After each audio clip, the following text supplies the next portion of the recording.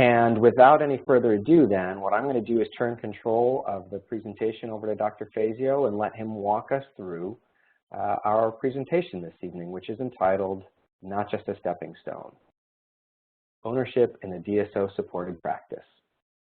So without any further business to handle, let me introduce you to Dr. John Fazio.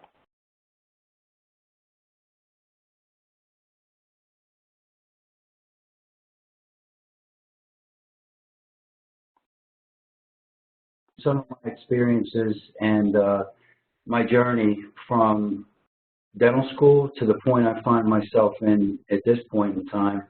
And again, like I'll be happy to answer any questions at the end of the presentation. But we're going to cover how the DSO-supported practice is a model that can provide you with many opportunities that you could not find in other types of scenarios or other avenues for practice. And starting with some explanation of what the DSO is.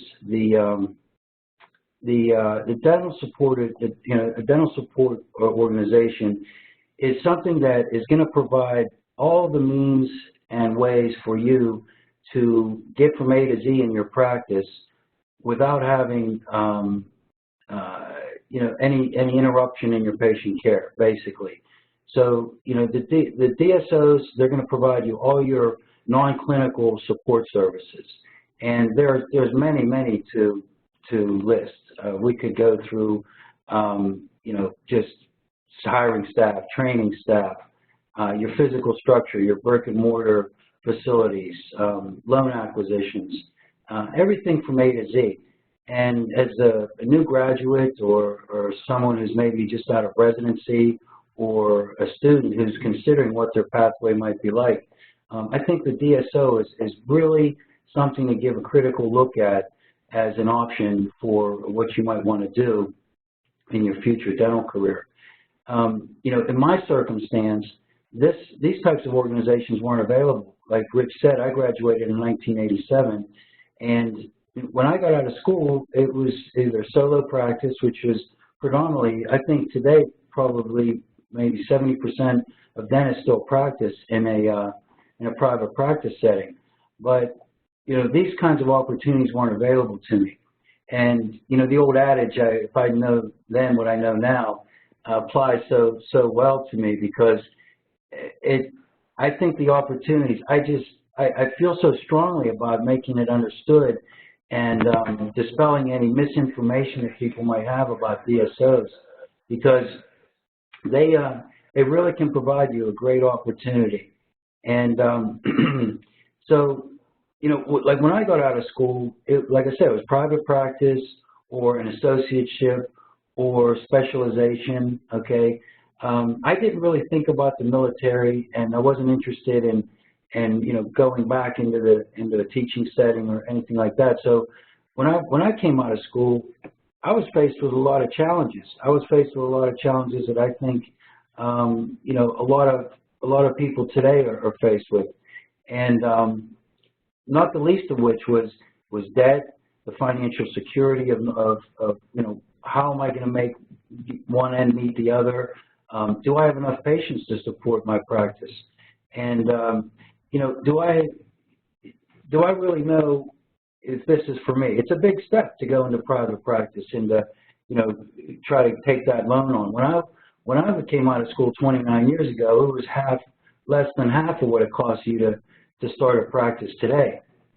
So, some of the key challenges facing new graduates, like I said, the debt, financial insecurity, and there's sometimes when people think about an associateship, if they're not going to go into private practice, how many patients will I be able to see? Do I have control over those patients? What's the culture of the practice going to be like? Do I have any say in that? These are all things that I think that are realistic things to think about.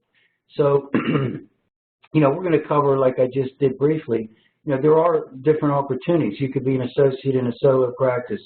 You could be the owner of your solo practice. You could look today, you have the opportunity to look into the DSO. and as I mentioned, there's the military, academia, there's specialties, but the DSO provides everything that you're going to need. The ethics and the transparency and the DSO-supported models is something else that I strongly believe in. The ADSO, the Association for Dental Support Organizations, is something that my company, Aspen, is a part of, and we believe in that, the ethics and the business practices that they employ and that they recommend. So, we're going to get into some details, more details about the DSOs, and we're also going to talk about pathways, not only being an associate in a DSO today, but opportunities for ownership. And I know that Aspen, they developed an ownership program about 11 years ago, which I was lucky to become a part of. And I just celebrated my 8th year as an Aspen dentist on April 2nd. And I've been practicing dentistry for 29 years. And I had said to Rich earlier that, and like I've said to you just briefly before, I wish I had had this opportunity before. So let's get into some things about me. I'm just going to give you a little bit more background about myself. I'm a lifelong resident of Western Pennsylvania. I went to Penn State University. I graduated from the University of Pittsburgh in 1987. And I did a 1-year GPR residency at Montefiore Center Hospital in Pittsburgh. That was very good for me. I mean, that was a buffer between myself and just going out into private practice. A lot of people did that. They left dental school, they got their NERB license, they went out and picked up a high-speed handpiece, and they went straight to work on Monday morning. I had the benefit of doing a residency, and that gave me a lot more confidence when I went into private practice, because I had more surgical experience. I knew how to handle medically compromised patients a little bit better.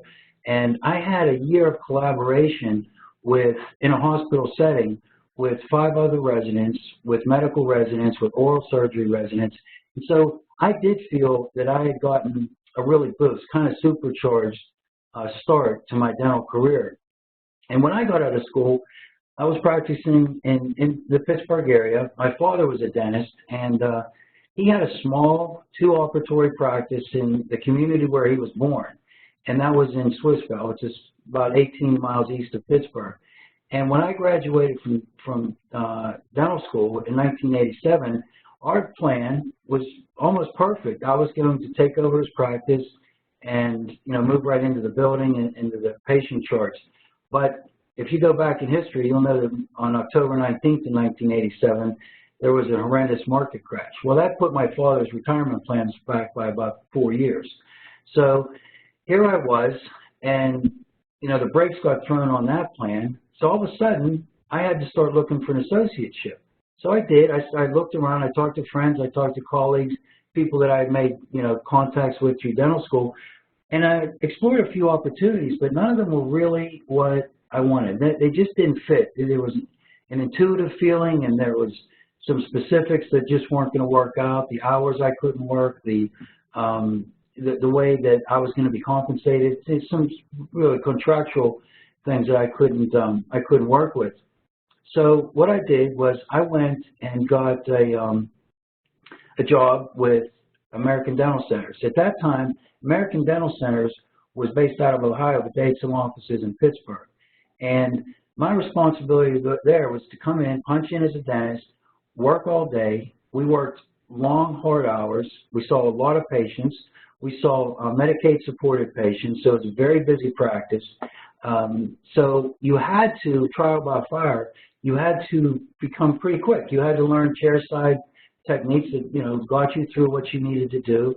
And I did develop some skills. I developed some speed, some confidence, and some experience in working that way.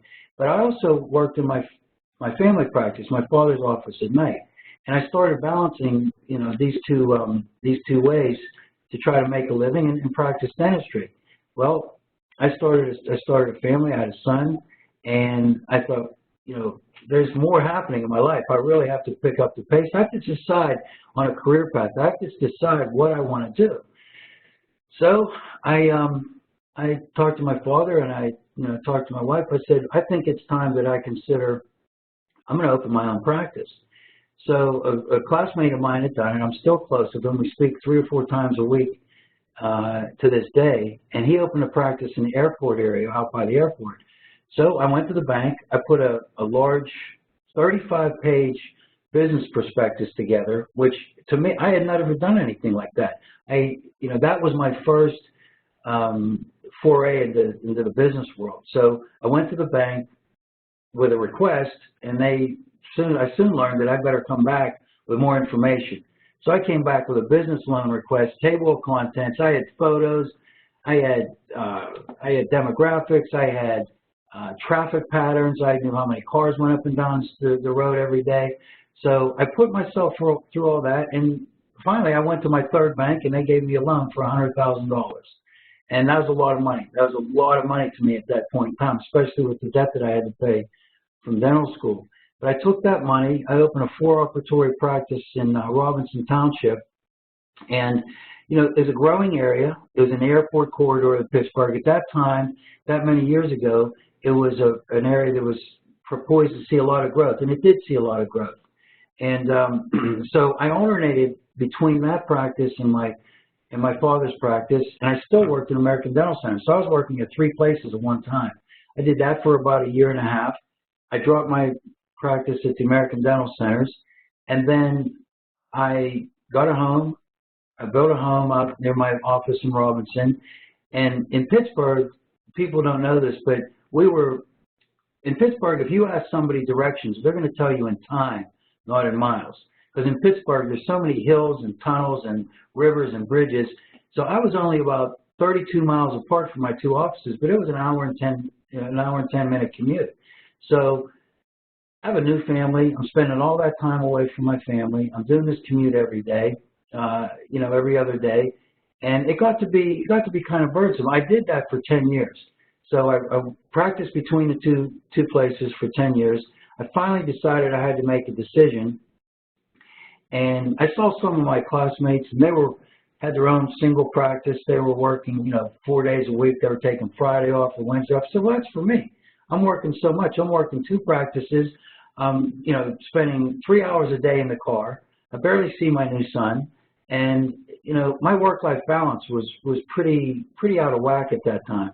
So what I did was I sold my practice that I had started myself because I thought I had a better opportunity to go into a more established practice, an older practice like my father's. And so I did that. I sold my practice for pennies on a dollar. I mean, I was really surprised. It was a wake-up call, a slap in the face for all that hard work, the money I put into it, and the value that practice had. A broker did the deal for me, and they were on the money. That's what it was worth. So I went and took over my father's practice. I tried to modernize it. I digitized the radiography. I did to change the charts. I painted the building. I did everything I could, but it just wasn't going in the direction that I wanted it to go. It wasn't growing the way it wanted to go. And I was by myself. I didn't have anyone to help me, to consult me. My dad was retired. He certainly was willing to help me, but he wasn't active in practice anymore. So, it was at that point, I was 20 years into practice. I was almost 45, 46 years old, and, I'm starting to look for something else to do. So I had gotten some solicitations from Acumen Dental during my career in my office in Swissvale, and I would just take them and kind of throw them away. I think it was pride or ego. I said, I don't have to work for somebody else. This looks nice, but this is not for me. This is for the guy that can't make it. This is for the guy that can't do it on its own. So, I thought about it, but then I put it aside. I thought maybe I'll go to another location. I'll go somewhere else. But like the old saying goes, no matter where you go, there you are. So nothing changes really. So I took that to heart, and I said, well, I better give this another look. I think I should give Aspen another look.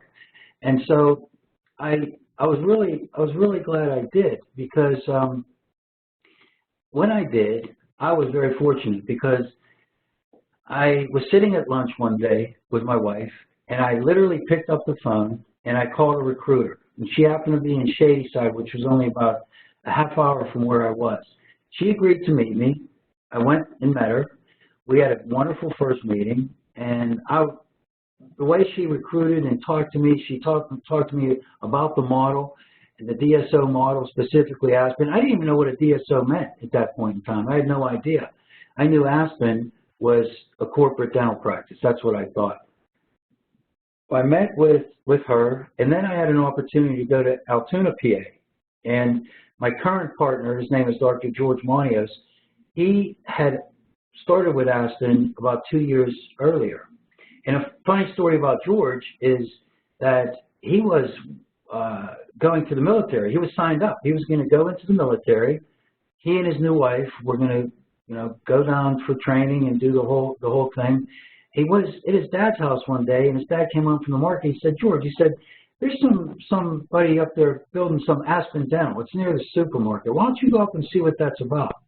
So he did. Right away, he walked right up. He went in. He met a couple guys, one guy named Brian, and he and Brian struck it off. Like I met Lisa, the recruiter that I met in Shadyside. They hit it off. They started talking. The next thing you know, George still had an opportunity to back out from his military obligation, so he did, and he put his faith into Aspen, and he went into it. He started a practice actually in Johnstown, PA. So that's where I met George. When I entered the Aspen model, I worked for him as an associate for a year, and we had a great relationship. I mean, we just clicked. We were so well aligned. Our personal philosophies, our practice philosophies, and George was 9 years younger than me, so he was lucky. He found the Aspen model, the DSO model, 9 years earlier than I did. But we worked together, and it was only about 2 months into working together, we realized that we were so well aligned that we thought it would be appropriate to consider a partnership. And there was another practice, an Aspen practice in Altoona, Pennsylvania, a little further east in Johnstown. Now, Johnstown was about an hour from my home, and I was willing to travel that distance, the 2-hour commute a day. George said, are you willing, do you think you want to open the practice in Altoona? So I gave some thought. I said, well, that's pretty far. Maybe I don't want to make that kind of commute, that commitment. And then I realized, after I started working more and more in the model, and I realized what it could give me, and the opportunities, even with that commute, I still had a better work-life balance, because when I went home, I wasn't thinking about marketing plans. I wasn't paying payroll taxes. I wasn't thinking about, how am I going to hire that next employee? What am I going to do about financial planning for next year? How am I going to set my budgets? When I went to work, I did my work. I practiced my dentistry. I enjoyed the camaraderie of the other people in the office. I wasn't alone in a solo office. I went home and I spent time with my family. When I went home, I was with my family. My mind was on them, or whatever interests that I had, whether it was a hobby, my family, just relaxation, whatever. And so I took the opportunity, and I did that. I opened the Altoona practice. It was at that point we became partners, and that's when we really lit the candle, because we started. George had 2 practices when I met him. Then when we started the Altoona practice, that was the 3rd. We became partners, and then from that point, that was roughly 7 years ago. And from that point, now we have 10 offices, and we're growing to 12 probably within the next year. So I just can't even explain how wonderful a journey it's been for me. And I was telling Rich earlier today that, clinically, I've become a better dentist in the last 8 years than I believe I was in the first part of my career, the first 2/3 of the part of my current career, because of, just the opportunities to treat patients and see patients and work with other people to learn from them. It's just a great opportunity. If we go forward to another slide here, I think I just wanted to talk about some things that may be, relative to what's happening to you. Dental school graduates today, like I talked about a little earlier, you have these options in front of you.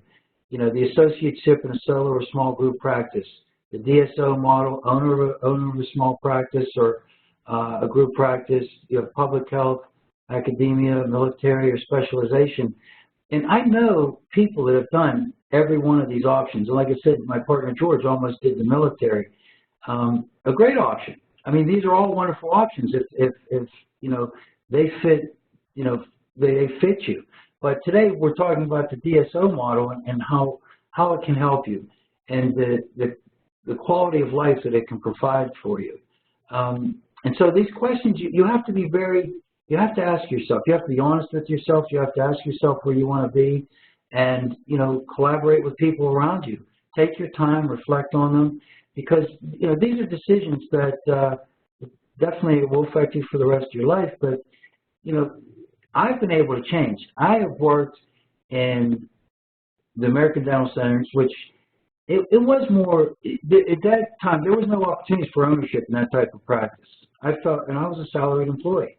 I've worked for a short time as an associate in a private practice. I've worked in a family practice. I've opened my own practice and sold a practice. I've purchased of my father's practice. I've sold another practice there, and you know, and then, you know, I've gotten to the Aspen model. And to be honest, my father, after working for 34 years, when I showed him my opportunities for earnings and you know, how I could move forward with the Aspen model, he told me, he said, you'd be crazy to go back into private practice. This is such a great opportunity for you. I mean, you know, the quality of life and the financial security that it can give you it's just, there's nothing else out there for doctors that are beginning practice. And it is, you know, it's not a stepping stone. It's somewhere where you can go and you can build a quality life. You can build a quality career in a DSO. You can do it as an associate. You can do it as an owner, and you can do it as a leader in your practices. So the opportunities are endless. You know, here on the slide right now, I'm just reading some of the things that I talked about earlier. How do you decide to you know, be between purchasing a practice or starting one? I did that myself. Where to start it, financing, building out your space, who's going to develop your plan or your budget. These are all things that I had gone through with very little or no help. I had just kind of by the seat of my pants. I worked with one or two other colleagues, guys that were a couple years older than me, graduated ahead of me at Pitt Dental, and they helped me a little bit with my business plan. But, you know, taking all the pieces and trying to get all those pieces of the puzzle together, it's very difficult. And, you know, are you going to hire someone to do one part? Are you going to hire someone to do your accounting, someone to do your marketing, someone to do your regulatory compliance, someone to help you manage your insurance? You know, what does all that mean? I mean, that can be a very daunting task. And then at the end of the day, you know, what did you go to school for? You went to school to help people, to treat people, to do dentistry. And, you know, when are you going to have the time to do that? I do more dentistry, like I previously stated, in these last 8 years than I've done in many years prior to that. So I think that these are all things to be considered. The fundamental thing that I enjoy is that I get to do dentistry. I like to work chairside. I've been doing it for 29 years. I still enjoy it. I plan on doing it for maybe another 20 years, 15 or 20 years. And so, you know, I was so excited when I first met the owner of Aspen Dental, Bob Fontana. And I met him over dinner, and we were talking about the partnership with my friend George. And I had practiced already for about 20 years, and I had striven to try to create an environment where I could do the things that he was allowing me to do. I mean, I stood up from the dinner table and shook his hand so hard. You know, I think I surprised him. He was just like, oh, okay, you know, I mean, you know, I know you're excited, glad for the enthusiasm, but, you know, I just couldn't thank him enough. I said, I feel like I'm at the end of a journey. I mean, this is what I've been looking for, and you've created it. You've built it, and you're going to allow me to come in here and work and do this. You know, we have a program at Aspen, the Doctor Development Program. I was a part of developing it, and as a mentor in the program, I really enjoy my time as a leader working with younger doctors, because so far I've probably worked with 7 doctors and placed them in their own offices. And we have a month-long program where you'll stay in the office with us, and we'll work through cases day to day. We'll teach you about the leadership skills you need to run the office, the operational skills, and not the least important, your clinical skills. And we're able to help you. We could be there over the shoulder to help you with cases that you consider simple, cases that are more intermediate, and then advanced cases, your diagnostic skills, your procedural skills, skills that will help you to be a much better dentist, to take your foundation that you have now and create a level of confidence that it's just going to make you feel great. It's going to be able to allow you to help more people with the confidence you need to do it. So you know, that's one of the nicest things I like about Aspen is the collaboration. Because in your private practice, I used to say, you know, the only person I can look to for advice right now is me. I mean, maybe I don't want my advice. So I would, you know, I'd call my colleagues, I'd call my classmates, but, you know, I didn't have access to people that had practiced longer than me, that maybe knew techniques that I wasn't introduced to, that maybe were just out of dental school, just out of residency. So the access to peers and mentors, you know, in the DSO organization is another terrific quality. It's another great thing to have. You know, one of the things too about the DSO model that I never had is I didn't have support.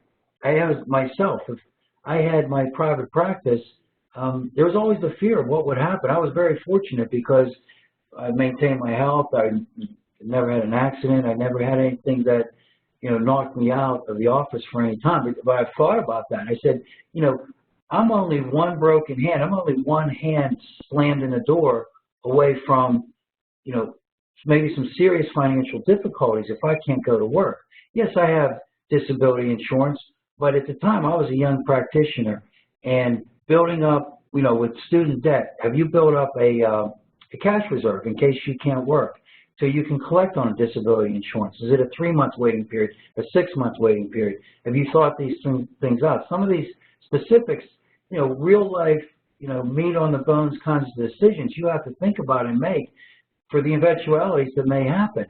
And so, you know, with this type of practice, I have support. I have that peace of mind knowing that if I can't be at the office, I have a management team that can provide a doctor for continuity of care for my patients, to, you know, keep my office staff working so they can collect their paychecks.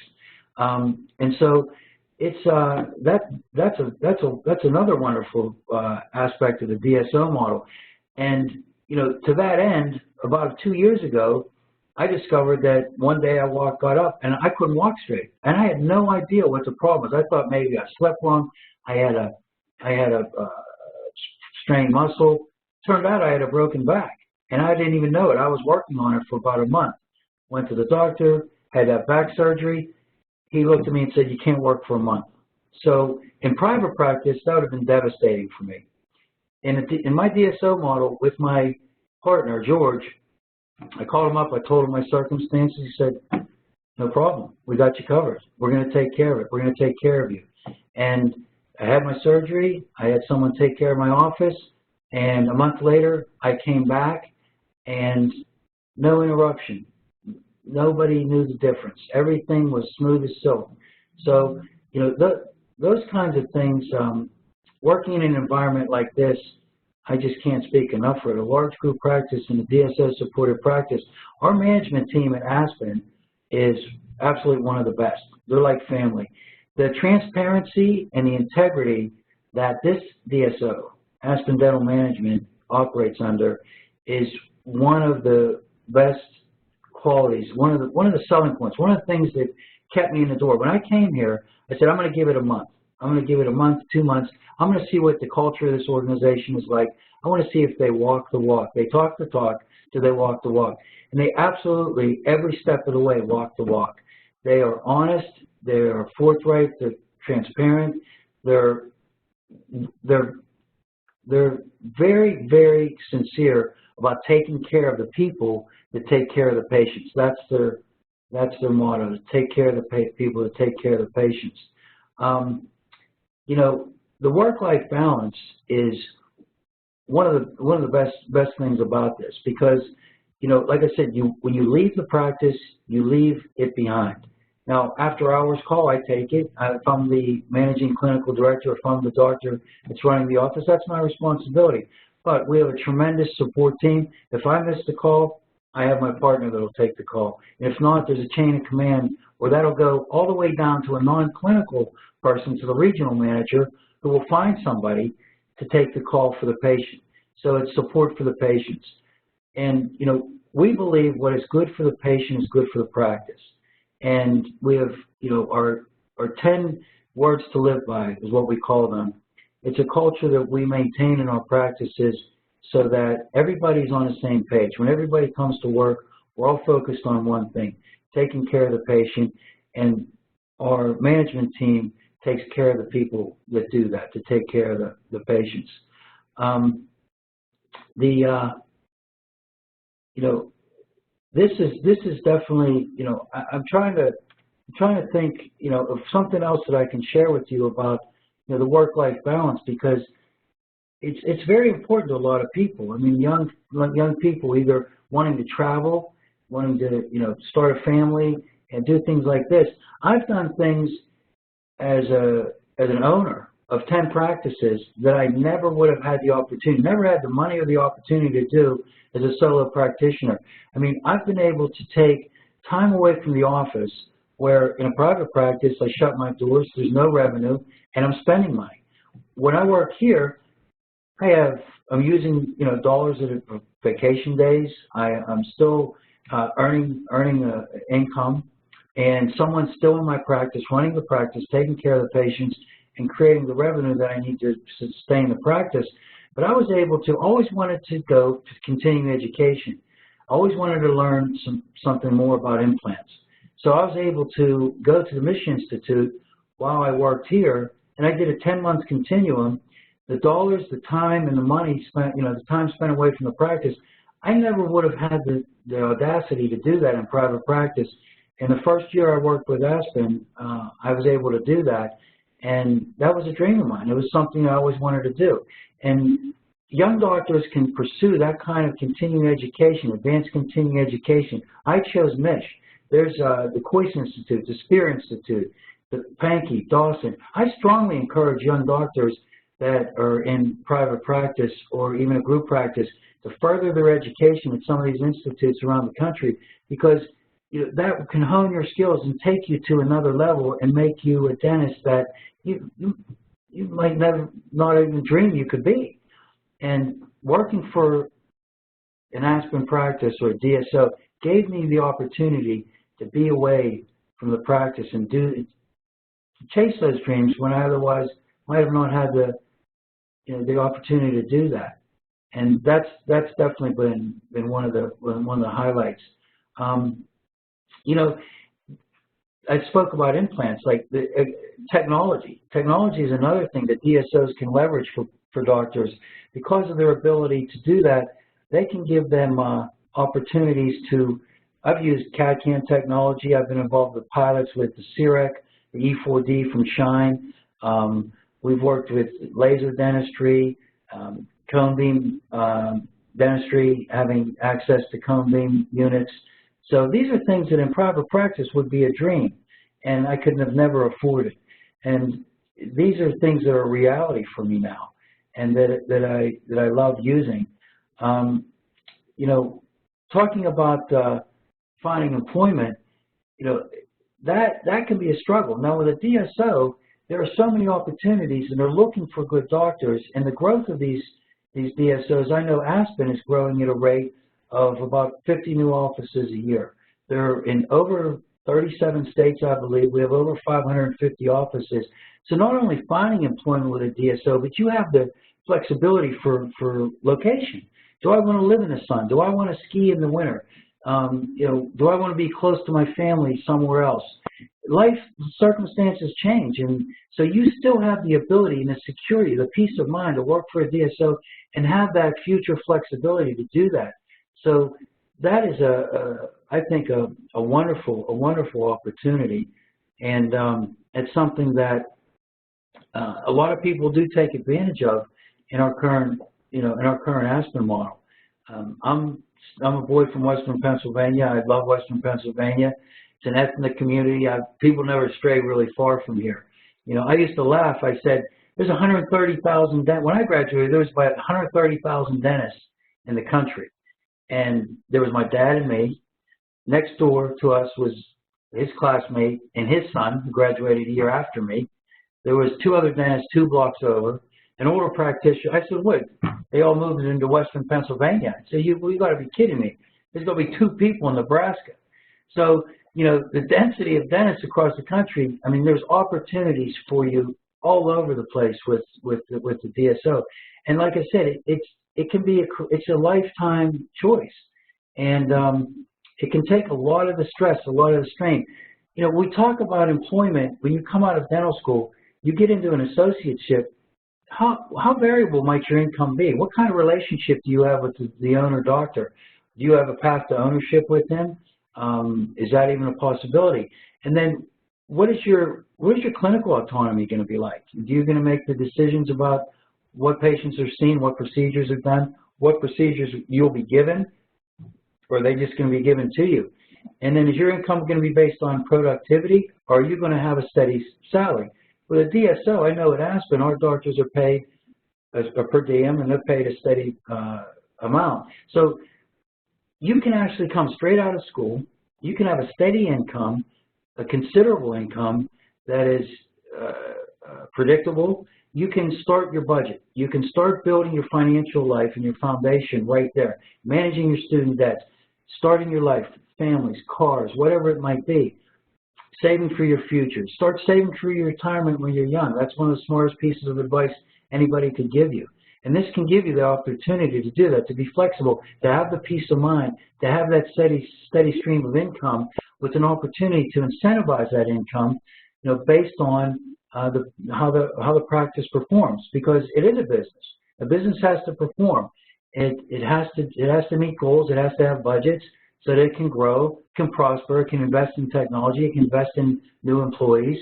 And, like I said, it can grow and your income can grow. That's an expectation.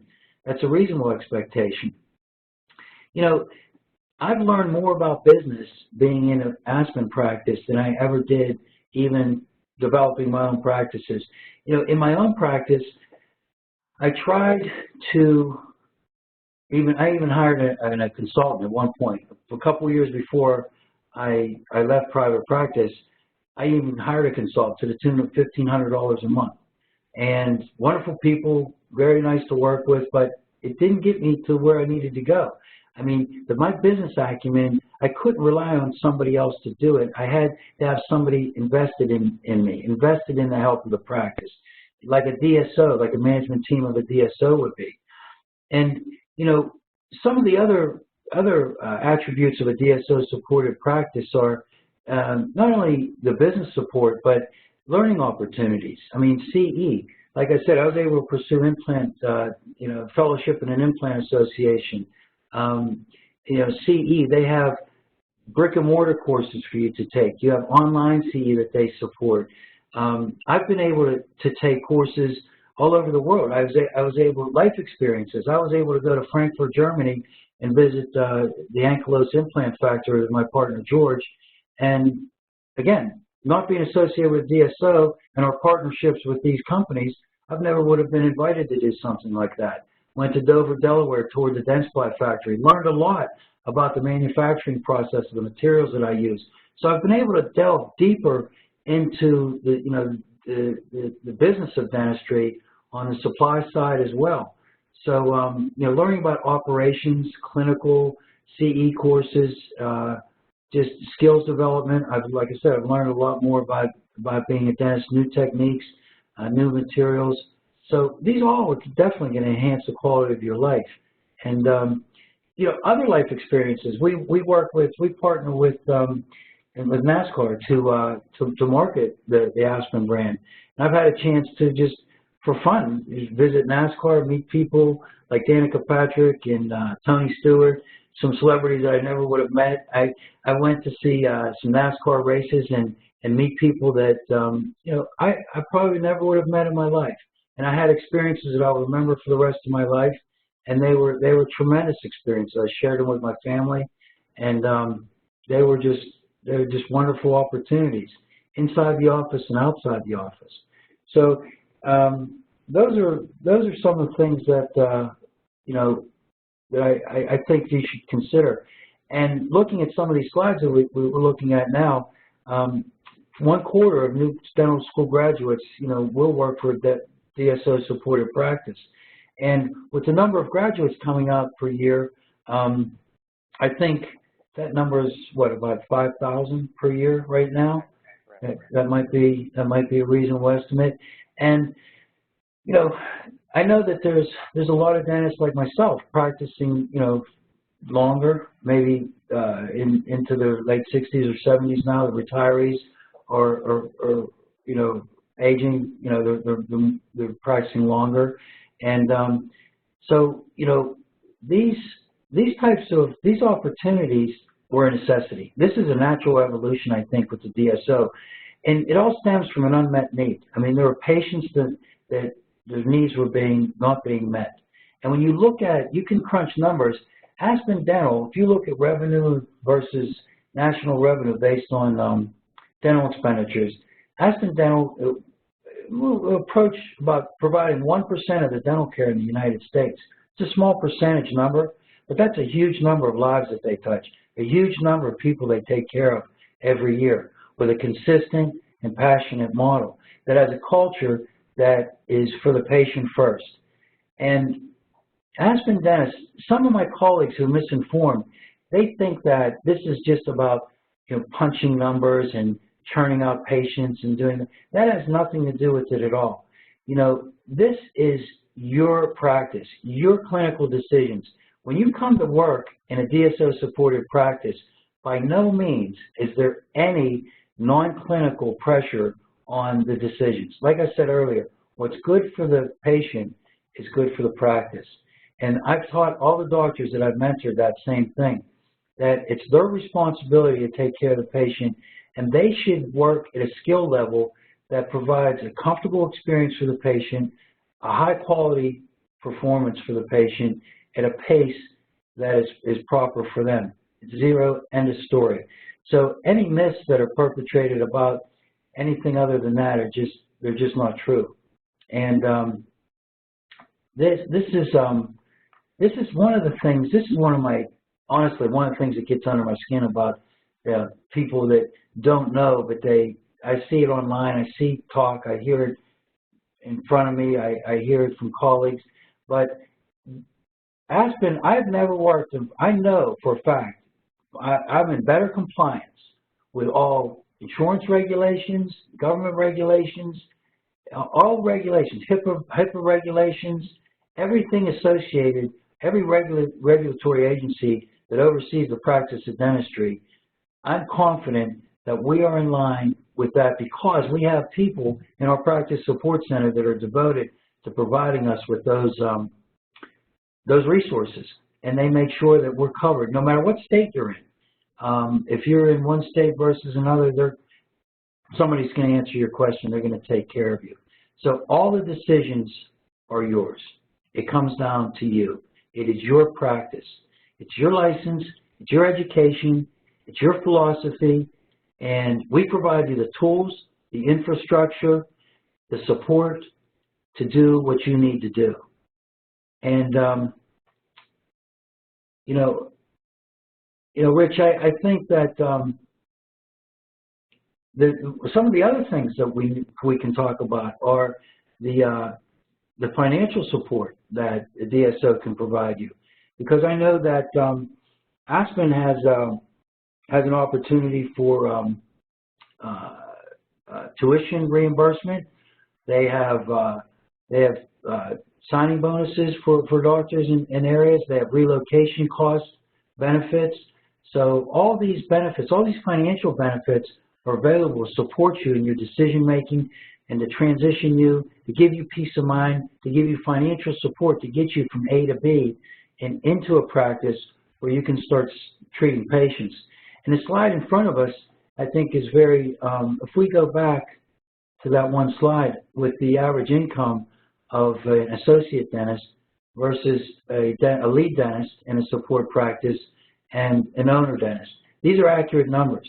These are numbers that are being gleaned over 11 years. The ownership program's been over 11 years old at Aspen Dental. So these numbers aren't something that are just churned out. These are historically accurate numbers. And I mean, opportunities like this, it's just incredible, just incredible. My earning potential has been much greater after 20 years of working hard, working honestly, working ethically, and striving to succeed in private practice. I never attained the kind of financial success I did as a doctor, as a dentist in a DSO-supported practice. And I tell you, there you go. I mean, your work-life balance, if you're married, you have a family, you want to support for them, you want to give yourself peace of mind, and that's just made my life better from the first year that I was associated with the organization. And you know, we practice in a lot of underserved areas too. So there's a lot of areas in the country that, you know, Aspen is about providing access to care, and that's exactly what they do. So they do, you know, a lot of rural areas that need support that Aspen goes into and creates the access to care through retail locations, retail hours, opportunities for patients to have payment options, have their treatment thoroughly explained to them, and in a safe, non-judgmental environment that, you know, it's, like I said, it's consistent across the whole Aspen culture and all the Aspen offices. And so, you know, there's opportunities for you just about anywhere you would want to go.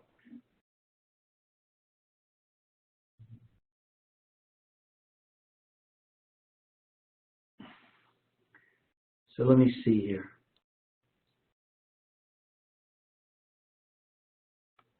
Dr. Fazio, we have about 10 minutes left in the evening, so perhaps let's do this. Let's take a moment and explain to them some of the specifics about how Aspen matches up a doctor's interest with theirs to create a win-win situation, and some of the steps to ownership, and then we'll open the dialogue for some questions. I see several folks that are posing some questions as we get into our last 10 minutes or so here. Great. So the question was about path to ownership. Okay, well, the path to ownership, generally, when I told you about my path to ownership was with George, our goals were aligned pretty well, and he was already an owner. So it was more or less a partnership with him. But most of the docs that I know that come in, they start as either an associate or a managing clinical director at Aspen. So they're running an office, and they form a relationship with their partners at the management team. So that's what you truly are, your partners in delivering care. And after that relationship is built, the goals are recognized to be in alignment, then the path to ownership is pretty easy. You can choose a selection of an opportunity where they have ownership opportunities. They can help you get financing. They have histories with banks and lending institutions that can smooth that out for you. And I can't tell you, it was the easiest thing I ever did. It was like falling off a log. The agreements were straightforward. They're very easy to understand. They're very transparent, and I had no problem, you know, getting to an ownership path. It literally took me about 6 weeks to go from the prospective ownership to acquisition.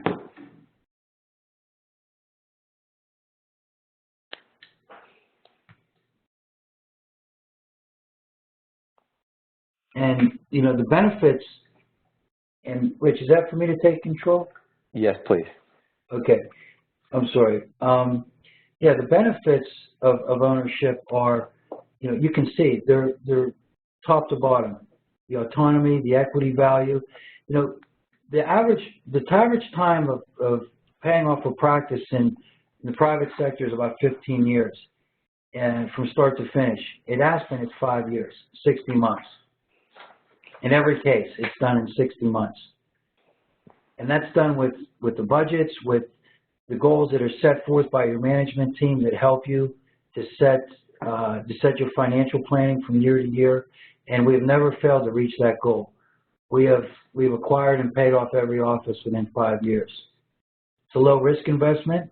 It's backed by many years of experience by people that are proven. The marketing is tremendous, and you know, you can stay focused on practicing dentistry while you're doing all these amazing business things in business.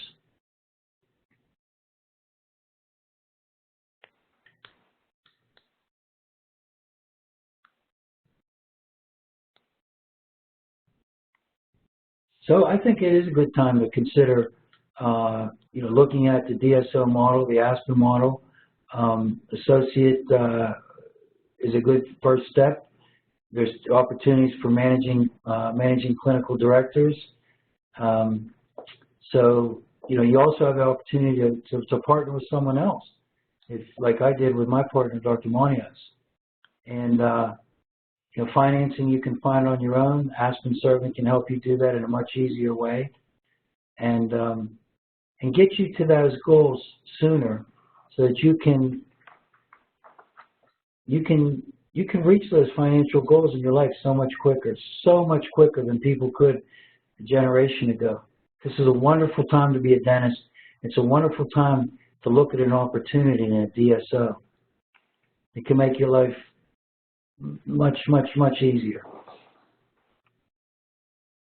See all types of patients in a practice like this. The types of procedures you'll perform daily, any types of procedures you want. I do implant dentistry, I do restorative dentistry, I do oral surgery, and you know, you determine the culture in your practice environment. As a leader, you're able to do that. You're able to do that with people that are highly trained and skilled to follow you. The training program here in the DSO and at Aspen is terrific. They provide for training for all your staff members. They invest a great deal of energy and money into training, just like we do in the mentorship program here at Aspen. And we provide those opportunities for people to learn and grow and to take their dentistry to the next level. And we're there to support you for a lifetime, if you choose. We've had some of our doctors leave our model and come back after a period of time. We just rehired a young lady who came back to be the leader in one of our practices after being gone for about 13 months. She called us and said she'd love another opportunity to work with us, and we were all for that. We're about building bridges, and that's something that I enjoy about this practice and about this model. You know, so in summary, like it says in front of us, I mean, you have a steady patient workflow. You have very competitive compensation, consistent compensation. Building on your experience, like I did as a seasoned practitioner, I built on my experience tremendously, and I know that I'm a better dentist. And you will have access to the technology we talked about, and an opportunity to enjoy your life, to take a breath. When you go home, you shut the door at the end of the night, you can shut the door and your life starts. You don't have to worry about practicing dentistry. You don't have to take it home and dream about it. You can go home, get a good night's sleep, and come back refreshed the next day to enjoy your dentistry. Thanks so much, Dr. Fazio. So I'm going to just jump in here and say thank you so much for giving us some important questions that we should be thinking about and our attendees should be thinking about as they're getting to this stage in their own development. And at this point, we would like to open up the discussion portion of our evening. And if you don't mind me priming the pump just a little bit, Dr. Fazio, we had a question from one of our attendees who asked about the practice numbers, and the $750,000 number, I think specifically was this question about the multiple practice setup, and if that is for a single practice or if that is for a multiple practice dynamic from a revenue perspective. From a revenue perspective, that would be for a multiple practice setup. That would be probably an average of 2 to 3 office ownership model that number reflects. Because the average owner, the average single owner is going to own between 2 to 3 offices. Excellent. We have another question that says, in the DSO, do you feel like you had the same amount of regular patients, and were you able to build those personal relationships with those folks? Does the model still work around a typical 4-day work week, or because you're a part owner, is that a little different to you? No, a typical 4-day work week, our DSO model, the Acumen model, works around the access to care. So our hours, I think I've mentioned previously, are more in line with like retail hours. We try to make ourselves available to patients because, you know, a lot of times people come in and I came here because my other dentist, he doesn't have hours that I can see him on. I have to use a vacation day to go to the dentist. Where I can see you early in the morning, or I could see you later in the evening. So we have some, like we work hours from anywhere from 9 to 5:30, and our late day we work from 9 to 7. So we can make ourselves available. We work one Saturday a month, and we work in locations that are retail oriented. So we have traffic flow, we have foot traffic. And we're in areas where people shop, they bank, they go, you know, every day. So it's not built around a typical solo practice 4-day work model. It's built around a 5-day work week with one Saturday a month. Excellent. Thank you so much. I have another one from the field here that says, I'm very interested in comparisons between a DSO-supported practice and an associate job that's in a private setting. Is there some... one of the questions becomes, what control do you have over making decisions about treatment planning? In the DSO? Yes. 100%. 100%. The patient walks in the door, they're your patient. You know, as an associate, you seat the patient, you gather the information, you gather the x-rays, you design the treatment plan, what you think is best for the patient. You relate that to your treatment coordinator. The treatment coordinator takes it from there, discusses it with the patient, discusses the logistics and the cost of treatment with your input, and hopefully that's your conversion rate. We probably convert 5 out of every 10 of our patients into treatment. Is it true that the providing comprehensive clinical care is that same backbone that you base all of your decisions on, just like every other dentist does? Absolutely. Comprehensive care is the engine that should drive any dental practice. And it certainly is. It's the cornerstone of the DSO practice of the Acumen dental model.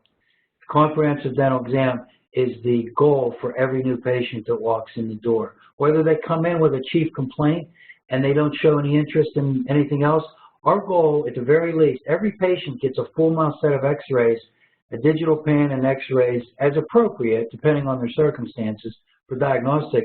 And that's your decision, what X-rays they should have for diagnostic purposes, and they get a comprehensive treatment plan. And sometimes that patient comes in and doesn't want anything else done. But at the end of that appointment, the service that we've provided is educational services to that patient. It's our goal to educate that patient, to make them more aware of their health needs. And if we've done that and don't provide any clinical care, then we've still done our job. That's great. That's great. And is there a time period that you have to spend before becoming a lead dentist after being an associate? What's that timetable look like, Dr. Fazio? There's no set timetable. There is no set timetable. As an associate dentist, what we'll do is, like me as a mentor, when I mentor someone, I'll make an evaluation at the end of that period of time, knowing our model, knowing the type of patients that we want them, the care that we need to have them to have. I'll make a leadership decision, and I'll suggest to the management team that this individual is better suited to work in a practice with a lead dentist for maybe a period of time, maybe 6 months or so. to hone their skills, to gain some confidence, and to get some questions answered that I wasn't able to answer during the training period. And some people, they show the ability, they show the acumen, they show the determination, the confidence to take that lead role. So there is no set time. It's based on a person's desires and and really their their ability to meet the patient's needs. As a second-year student, and you start thinking down the road about jobs and employment, and are there steps you should be taking at this point in your training in school to ready yourself for this transition at the year end? When did you start to make that transition versus how do you think a student should be setting themselves up for success now, Dr. Fazio?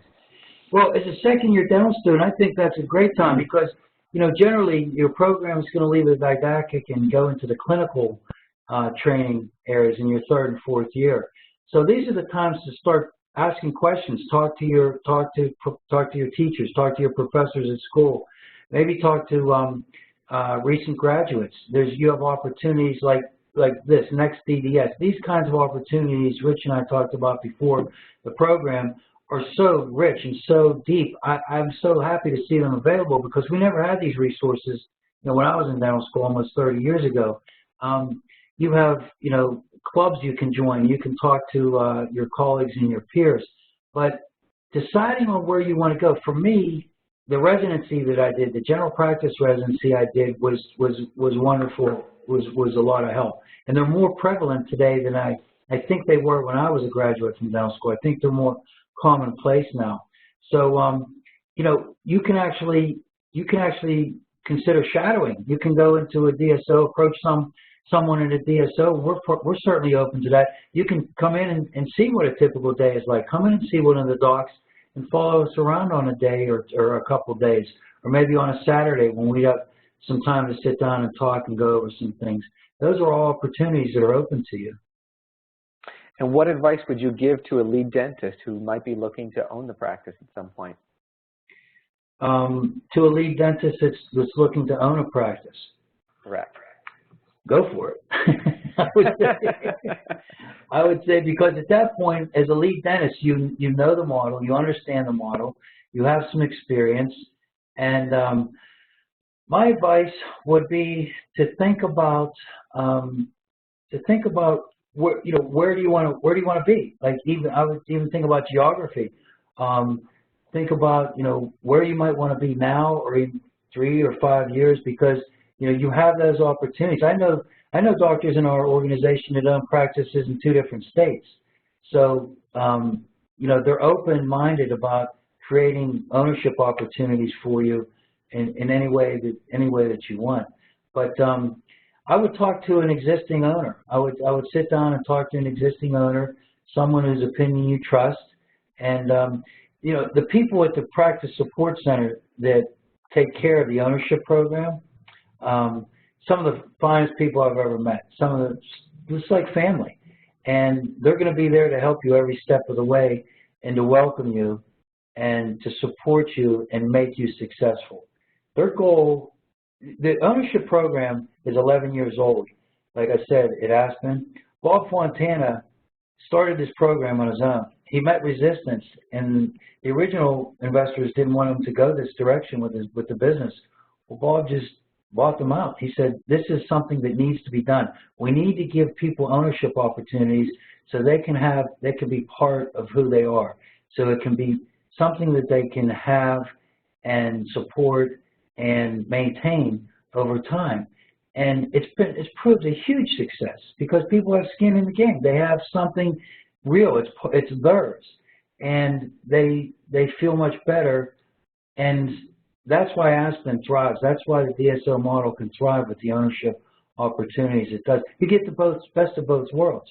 You get to practice dentistry. You get to have someone else manage the business, and you grow at a rate that's exponentially greater than you can achieve on your own. Maybe some people can do it. They're in the top 1%. I was never one of them. And I think that someone who could achieve the success that I have in dentistry and on the business side of dentistry on their own, my hat's off to them. But I could never do it. And I honestly believe that the majority of dental graduates and dentists out there can't do it. That's why you have dental economics, all these magazines that you get clog in your mailbox every month.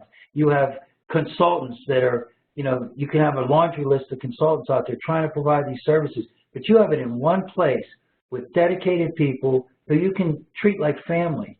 And I just can't find a better way to put that mix together.